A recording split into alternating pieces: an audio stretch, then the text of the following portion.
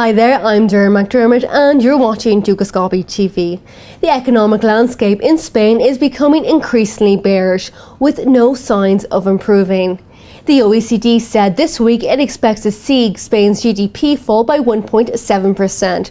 Now, this is worse than the government's prediction of 1.3%. I'm joined in the studio by Juan Flores to discuss this in further detail.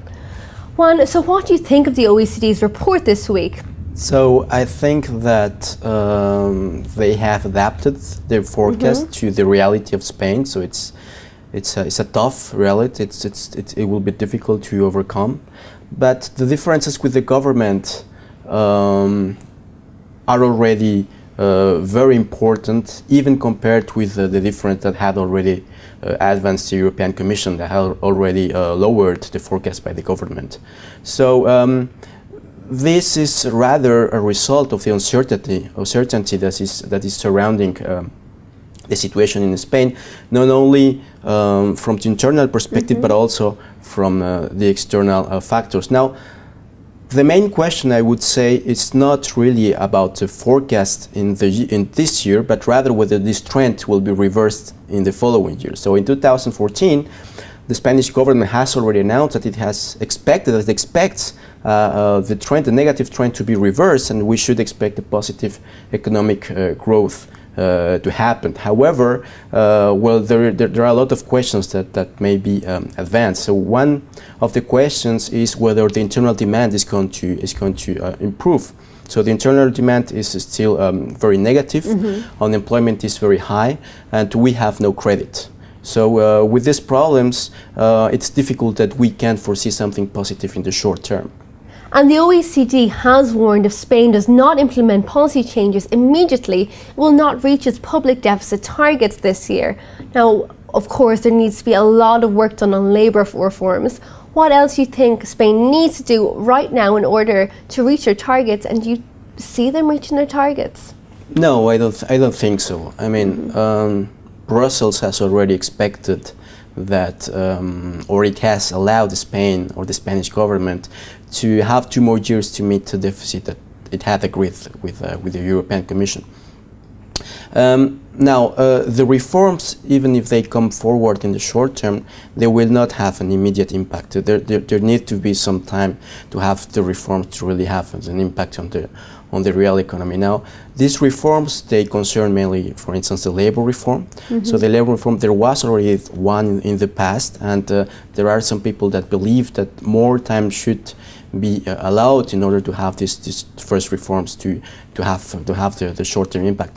Then the other thing is that these reforms are still very controversial. So there is no agreement on what the labor reform should be. So there are some suggestions by the European Commission, by Brussels, by the OECD, but within Spain, within the Spanish government, there is still a lot of debate about what's the direction that such a reform has to have.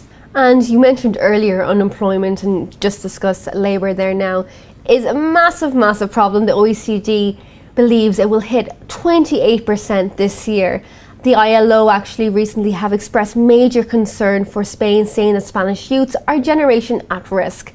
What do you see them doing in terms of educational reforms? And do you think, that Spain is actually facing a lost generation? So we have to note that traditionally, youth unemployment in Spain has been high. Yeah. So it's not a problem that has begun with the crisis. So this problem was already there before. However, of course, with the crisis, what we have seen is that the development model, based mainly on construction, has not helped this youth unemployment to be lowered.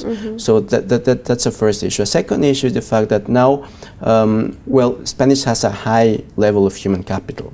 So there are many youth people that may work in high quality works. So what they are doing, and that what we'll see, is a massive emigration that will go either to Europe or to America. Even Latin America is having now. So yeah, they're going to Argentina, to Brazil, Colombia, Mexico, and here in Europe, more and more there are now agreements with Germany or with Switzerland in order to have these Spanish people coming. Now, in the medium term, this development model will have to change, and Spain is trying to move forward in order to have a sector that may offer the jobs to the youth, to the qualified youth, so that in the medium term they would be able to come back. So it's the optimistic people say, okay, it's rather a gain of experience. So you will have all this labor force that will come back in some moment.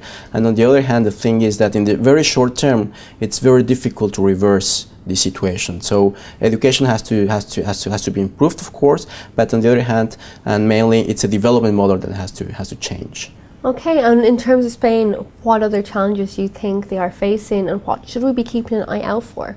Well, there is something very interesting going on, and it's the fact that the current account position of Spain is improving. So now, in the recent days, we heard that in the first time since many years, Spain has a surplus in the exports of goods, and that has something positive. And along with this, we see that there is also a positive growth in the rate of investment of equipment that is related to export. So the position of Spain in the external sector, that will also determine its position in current debt, so in private debt, but also in public debt. So as long as this continues to improve, and that the reforms also allow this to improve, we will see that probably the Spanish situation will be better in the following years. Perfect. Thank you very much for coming into the studio. Thank you. All right, well, Juan will be back with me in the studio next week to discuss some reforms that Mexico are introducing. But for now, have a great day.